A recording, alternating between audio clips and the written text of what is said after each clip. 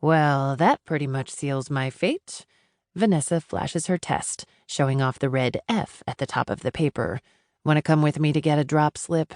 No, don't leave me alone in here, V. It's only the first test. We can do this. My attempt at a pep talk fails miserably, probably because I'm simultaneously suppressing a groan at my own hostile red letter, circled and underlined for emphasis, as if I needed more than the large D staring up at me as an indication I hadn't done well on our first statistics test. We wait for our classmates to filter out of the large auditorium, and judging by the grim expressions and mutterings about the evil professor, we aren't the only ones who did poorly. A small comfort, I suppose. So much for my perfect GPA, and so much for winning over Professor O'Shawn. He's the program coordinator for the accelerated MBA track that I'm applying to next year. It's just a hunch, but I don't think failing his class will help me get in. College hasn't been exactly what I envisioned when Gabby and I planned our futures all those years ago.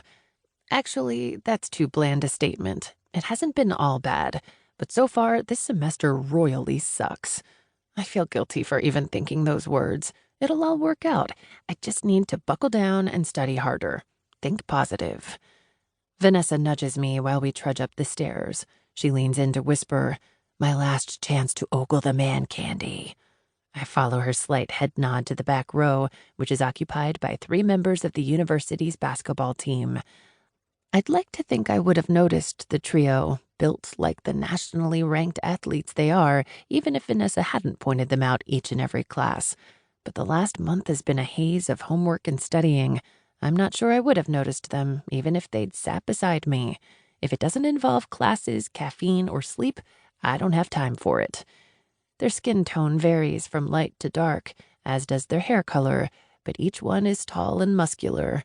Decked out in athletic gear, they look like they walked off the set of a Nike commercial. The one on the end closest to the aisle has his foot propped up on the seat in front of him, a black walking boot covering it completely from just below the knee on the right leg. His arms are crossed over his chest, and the Blue Valley basketball shirt he's wearing is bunched up around his muscular arms and pecs. A baseball cap is pulled low so it's covering his eyes, but it doesn't matter. It's obvious whatever lurks below is as good as the rest. Why is the line moving so slow? I step to the right to see what the holdup is. I have places to be, and it's lunchtime. What's the holdup? Slow down and appreciate the view with the rest of us, Vanessa retorts. I glance ahead and behind, seeing nothing but necks careening and eyes darting to the back row. The line out of the class moves at rubberneck speed. Has this been going on since classes started 3 weeks ago? How had I not noticed the ovary explosion they caused? I'd assumed it was just Vanessa being, well, Vanessa. Apparently, no one was immune to their beefy muscles and chiseled jawlines, except me. I would be proud of that fact if my grade backed up the time I'd spent not noticing hot guys. I've actually been paying attention to the professor. I need this class. Correction, I need an A in this class. Now I wish I'd used my time more wisely like V. Everyone is staring at them. Duh, look at them. They're the best part of this class. Vanessa says loud enough that the girl behind us snickers. She's right about that. Each one of them is stop and stare worthy, but my eyes are pulled back to the guy on the end. The top half of his face is a mystery, always covered by a white university hat, but his lips are fantastic and full in a way that no lip injections could replicate.